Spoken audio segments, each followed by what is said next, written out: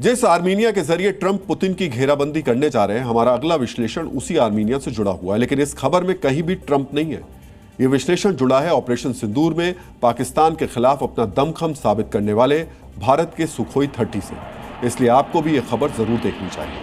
Media reports के मुताबिक Armenia Bharat से सुखोई 30 MKI फाइटर जेट खरीदना चाहता है। आर्मीनिया ने पहले फ्रांस से राफेल जेट खरीदने का मन बनाया था, लेकिन सुखोई 30 से अब ब्रह्मोस और अस्त्र जैसी मिसाइल दागी जा सकती है। इसी वजह से आर्मीनिया ने भारत से सुखोई 30 खरीदने का फैसला किया है।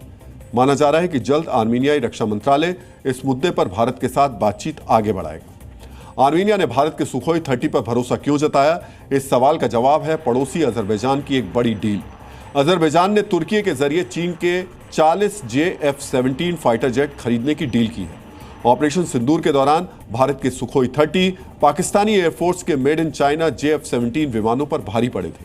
इसी वजह से आर्मीनिया ने भारतीय फाइटर जेट्स को ही अपनी हवाई सुरक्षा के लिए चुना है। आप जानकर हैरान रह जाएंगे कि आज आर्मीनिया के 43% हथियार भारत से ही सप्लाई किए जाते हैं। हाल ही में आर्मीनिया ने भारतीय कंपनियों को हथियारों के बड़े ऑर्डर दिए। आर्मीनिया को भारत से कौन कौन से हथियार मिलने वाले हैं, ये भी आपको गौर से देखना चाहिए। आर्मीनिया ने कुछ ही महीने पहले भारत से लंबी दूरी की 84 तोप खरीदने की डील की है। इसके साथ भारत में बने स्वाति और जैन रडार सिस्टम पर भी डील हो चुकी है। एंटी टैंक हथियारों की बात करें तो आर्मीनिया ने एक भारतीय कंपनी को एंटी टैंक मिसाइलों का बड़ा ऑर्डर भी दे दिया है। 2019-20 में नारगोन काराखाफ के टकराव के बाद अजरबैजान से शिकस्त मिलने के बाद आर्मीनिया ने अपने सामरिक ढांचे को मजबूत करना और शुरू कर दिया था, और इस कोशिश में आर्मीनिया का सबसे बड़ा साझेदार भारत साबित हुआ।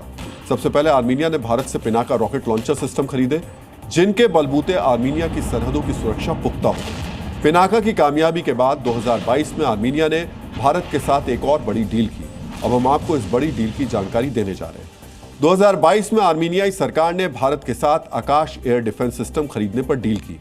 इस डील की कुल लागत $72 मिलियन थी और समझौते के तहत भारत से आर्मीनिया को आकाश डिफेंस सिस्टम की 15 बैटरी मिलनी थी, जिनमें से कुछ की डिलीवरी की जा चुकी है।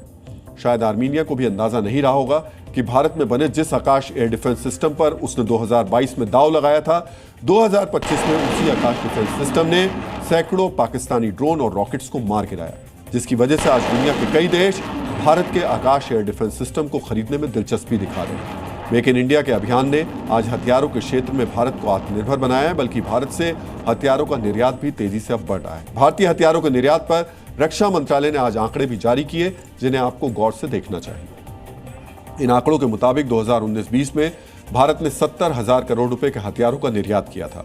2023-24 में भारत का डिफेंस एक्सपोर्ट 1,27,000 करोड़ रुपए तक था और 2024-25 में भारत का डिफेंस एक्सपोर्ट 1,50,590 करोड़ रुपए तक पहुंच गया। 2023-24 के मुकाबले ये निर्यात 18% की बढ़ोतरी पर है। अगर 2019-20 से तुलना की जाए तो आज भारत से हथियारों का निर्यात तकरीबन 2 गुना हो चुका है। मेड इन इंडिया हथियारों का डंका दुनिया में है। फिलीपींस जैसे देश भारत की ब्रह्मोस मिसाइल को अपनी नौसेना में शामिल कर चुके हैं। फिलीपींस के राष्ट्रपति के हालिया भारत दौरे पर भी अपने भाषण में उन्होंने सबसे पहले यही कहा था कि वो भारत के साथ सामरिक साझेदारी बढ़ाना चाहते हैं। ये आंकड़े और तथ्य बताते हैं कि हथियारों के अंतर्राष्ट्रीय बाजार में भारत तेजी से उभर रहा है।